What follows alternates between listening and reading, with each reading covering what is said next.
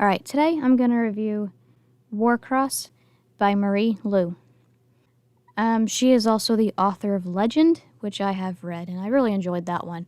I actually think that I probably liked that one more than Warcross, probably. They're both good, though. So Warcross is a duology. There's Warcross, and the sequel is Wildcard. It's about this girl named Emika Chin. She lives in New York, living on her own. She has a roommate, but she's still a teenager, I would think around 18. Her mom left them when she was young, so she was raised by her dad, and he died of cancer a few years previous, and he had debts, and so it was up to her to pay back those debts. He had gambling debts. While in the orphanage, she got into like computer programming. That's kind of how she filled that void of that grief of losing her dad. This man who was not much older than her, maybe a couple of years older, he created this called a Neuralink. It uses the internet, but it's like this completely all-immersive kind of virtual reality kind of thing that he created himself, even though he's really young. And so he's this like multi-billionaire, and she really looked up to him and wanted to be like him, and she took her time to learn programming. So when she gets out of the orphanage, she needs to, get a job, whatever, but she has this like a red flag on her record that she had committed a crime.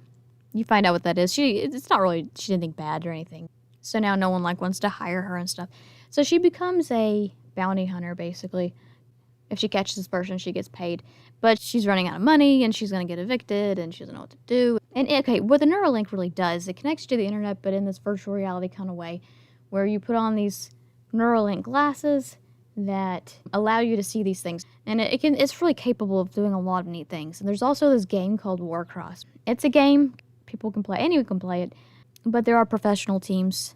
But there's each person on the team, they all have different roles, and they have to get this artifact from the other team. It's kind of like Capture the Flag, but it's high tech. So she's really good at hacking, and so she decides that the opening ceremony for the next season of Warcross, she wants to hack into it to steal one of these artifacts, one of these special, not artifacts, but these special power-ups, and so she can sell it on the black market and make some money. Well, what she doesn't realize is that when she hacks into the game to steal the item, the whole world can see her. She's not hidden. Immediately after that, she's contacted by, I didn't even tell you his name, that rich dude who created the Neuralink, Hideo Tanaka.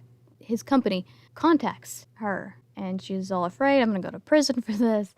Anyway, he has a special deal for her. I don't want to go too much in detail about the plot, but the overall plot, he basically hires her to, there's somebody named Zero who's trying to hack into Warcross, and he wants them stopped. And so he knows that she's a good hacker, and he's employing her and a few other hackers to track down this person, Zero. So she's kind of working for him secretly to track down this person. And as part of her cover, he tells her you can become a wild card for the Warcross games. And it's not up to him to put her on a team, but she becomes a wild card so she can be chosen to be on a team. And so we see her play some Warcross games, and it's really cool. So her cover is to play Warcross professionally, but her objective is to track down this hacker named Zero. And we see a lot of this virtual reality world. Yes, there are, you could see virtual stuff in the real world, but you can also enter this virtual reality.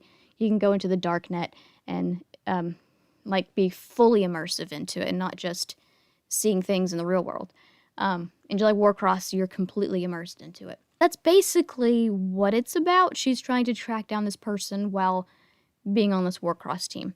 And there's lots of virtual reality and all that.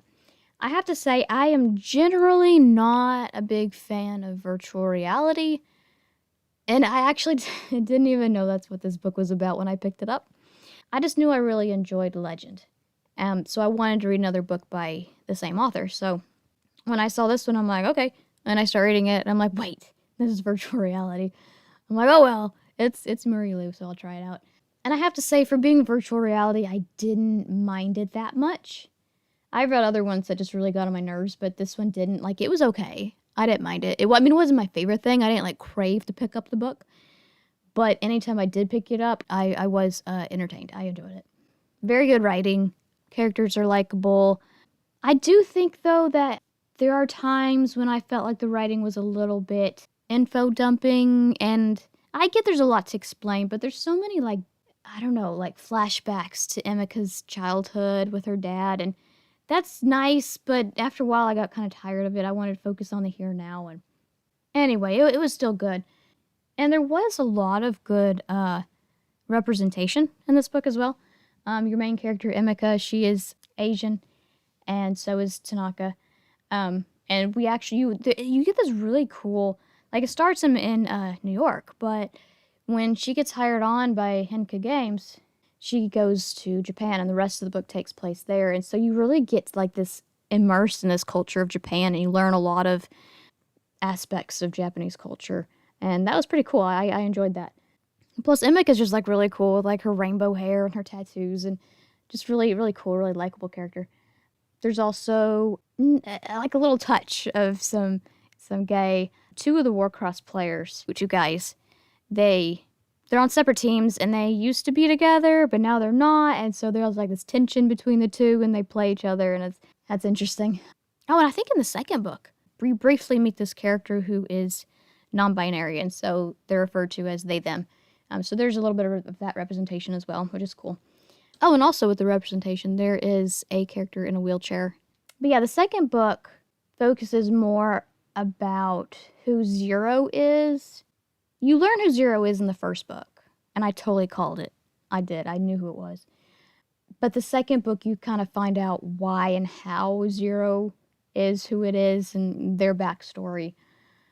And it gets like really twisted. So it's like in the end of the first book, it has like this super twist, not just the fact that you find out who Zero is, but there's somebody else that has this secret that they've been doing, and it's like, what? Why are you doing this? And that was what really caught my attention more than who Zero was, because I totally saw that coming. But this other twist of what this other person was up to behind everyone's backs, that's what made me want to read the second book. And so the second book, you learn more about why this person was doing that, and more about Zero and all that. So it gets like this really twisted history when you learn about Zero's past. Like, it's crazy. Like, it turns into like a super like sci-fi craziness. It was good though. But I do think I preferred the first book. But they're both good. But yeah, it's a good little duology. I like duologies. Anyway, that's Warcross and a little bit of Wildcard.